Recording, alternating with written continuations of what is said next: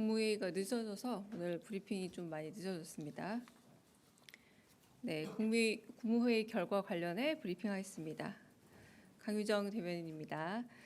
이재명 대통령 주재로 오늘 오후 제36회 국무회의가 열렸습니다. 오늘 국무회의에서는 법률 공포안 22건, 전시 법령안 31건, 법률안 1건, 대통령령안 4건, 일반 안건 1건과 부처 보고 2건, 그리고 2건의 토의가 진행되었습니다.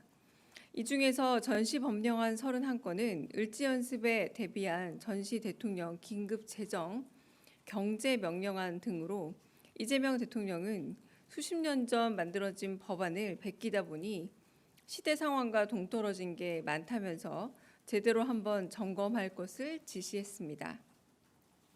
그 외 자세한 내용은 브리핑 후 배포될 보도자료를 참고해 주시기 바랍니다. 비공개로 진행된 국무회의의 부처 보고는 고용노동부가 마련한 중대재해 감축을 위한 조치 대응과 국토부가 마련한 건설 중대재해 대응 방안이었습니다.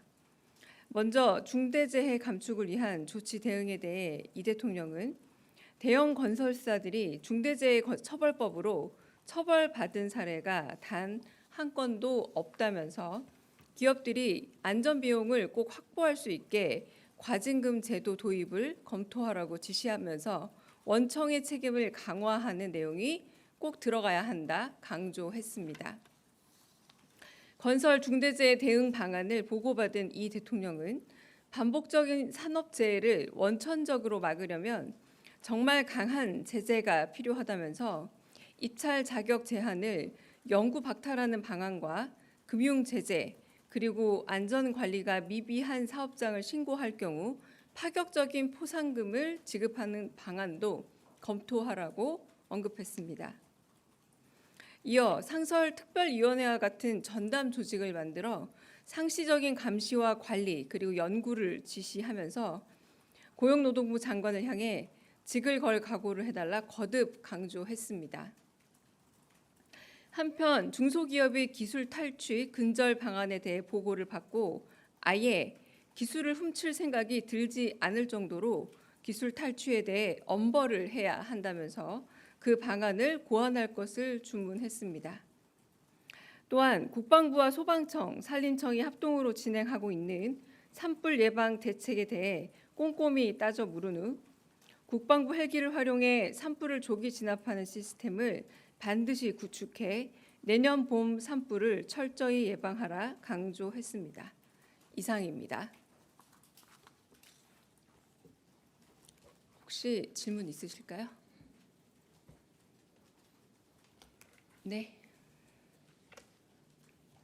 한국일보 이성택입니다. 네. 저기 그 산재 말고 그 네. 대통령께서 그 모두 발언에서 북한에 저기 대화 제안하신 게 있었는데 그 관련해서 비공개에서 추가로 좀 언급이 나온 것이나 아니면 관련 부처 보고가 있었는지 궁금하고요.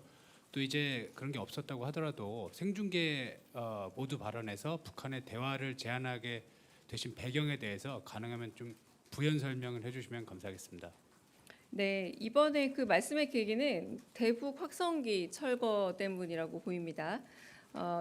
대남 확성기 철거 때문이라 보입니다. 저희가 먼저 대북 확성기를 철거한 이후에 대남 확성기가 철거된 것을 두고 이제 호혜적 관계로의 전환이 될 것으로 희망한다라는 말씀을 주신 것으로 보이고요.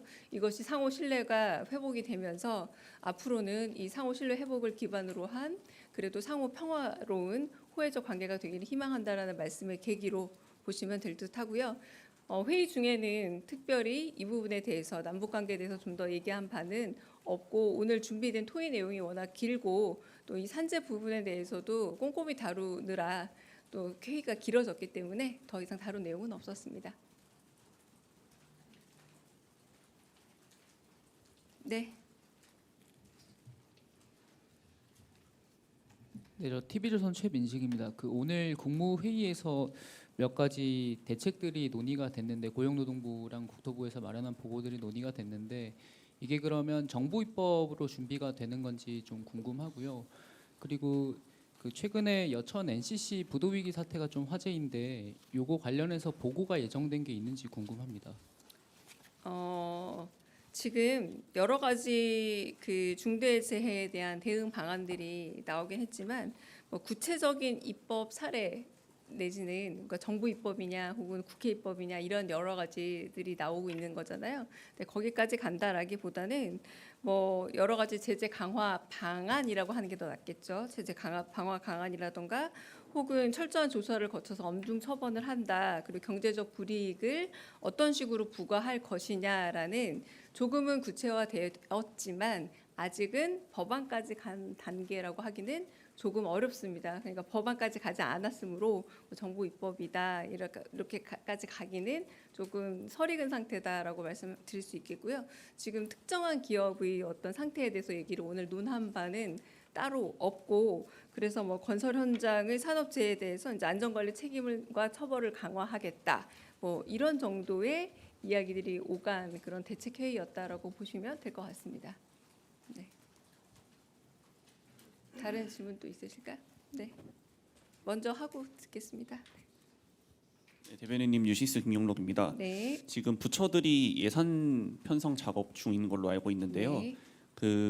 원래는 기획재정부가 예산 편성 지침을 내려서 그에 따라 부처들이 예산을 편성하게 되는데 지금 공식적으로 나와 있는 예산 편성 지침은 올해 3월에 윤석열 정부에서 발표된 지침인 걸로 알고 있어서요. 이재명 정부에서 새로 예산 편성 지침을 마련하거나 공식적인 지침이 없더라도 비공식적으로 어떤 이재명 정부의 예산 편성 지침 기조가 있다면 좀 설명을 부탁드리겠습니다. 제가 알기로는 그 기재부 안에 있는 플랫폼을 통해서 예산이 혹시 낭비성이 있는 것인지 혹은 불필요한 예산에 있어서 혹은 시민의 참여를 통해 의견을 받은 것으로 알고 있습니다. 낭비성 예산에 대해서 한 달 정도 가량 그런 부분에 대해서 시민들에게 받았고요. 그래서 그런 낭비성 예산 같은 것들을 반영해서 그런 부분에 대해서 적극 반영한 것으로 알고 있고요. 제가 이 부분이 지금 엠바고인지 아닌지가 확실하지가 않아서 제가 조금 이따가 비보도 전제로 조금 말씀을 드릴 텐데 예산 관련된 다른 또 좀 경청 행사라고 해야 될까요? 좀 관련돼서 좀 더 많은 의견을 듣는 행사 같은 것들도 좀 마련을 할 계획으로 알고 있어서 결국은 이 예산이라는 걸 좀 더 낭비를 줄여가는 건전 재정 쪽으로 좀 그런 쪽으로 계획을 갖추고 있는 것으로 제가 알고 있습니다. 네네. 네. 저 한겨레 시황천입니다. 임명식 국민 임명식 관련해서 국민의힘 지도부랑 이준석 대표랑 천하람 원내대표랑 이명박 전 대통령 불참 통보했다는 보도가 있었는데 사실인지 확인 부탁드리고요. 네. 그리고 추가로 혹시 또 불참 통보한 인사들이 있는지 궁금합니다. 네, 제가 오늘 거의 내내 회의를 하느라 제가 그 부분에 대해서 정확하게 확인이 안 된 상태라서요. 확인한 이후에 답을 드릴 수 있을 것 같습니다. 다른 질문도 있으실까요? 네, 질문 없으시면 여기까지 하겠습니다.